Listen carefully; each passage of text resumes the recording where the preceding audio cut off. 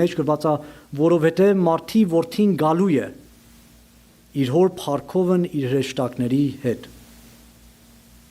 Ինչու համար մենք այսպես ապրենք, որովհետև մարդի որդին գալու է իր հոր փառքով եւ իր հրեշտակների հետ։ Պատկերացնեք ինչ փառավոր վիճակ է լինելու։ Եվ այն մարդը,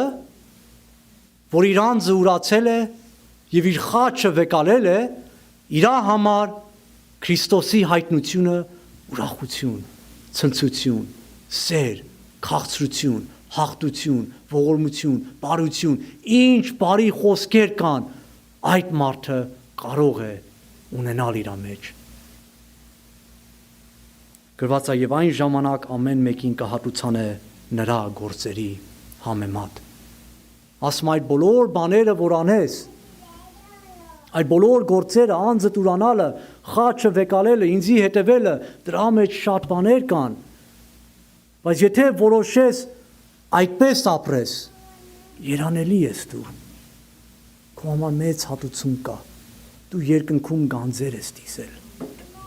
որ Հայրը, Որդին եւ Սուրբ Հոգին իրանց հետ միասին պետք է վայելես հավիտյան եւ հավիտյան։ Նաեւ սա զգուշացնում է յուրաքանչյուրիս, ամեն մեկիս, որ եթե չենք որոշել ուրանալ մեր անձերը, մեր խաչերը վեկալել եւ Քրիստոսին հետևել, մեզ համար էլ է սպասում հաշվետվություն եւ մենք էլ մեր գործերի համեմատ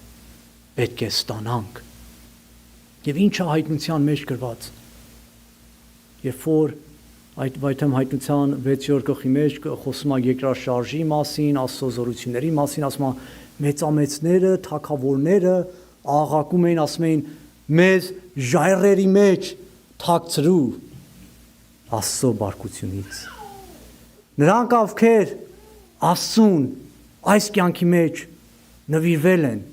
սիրել են նրա հայտնությունը, այդ օրը երբ որ գա, չեն ասի ժայռերի մեջ մեզ հայտնի, իրանք իրանց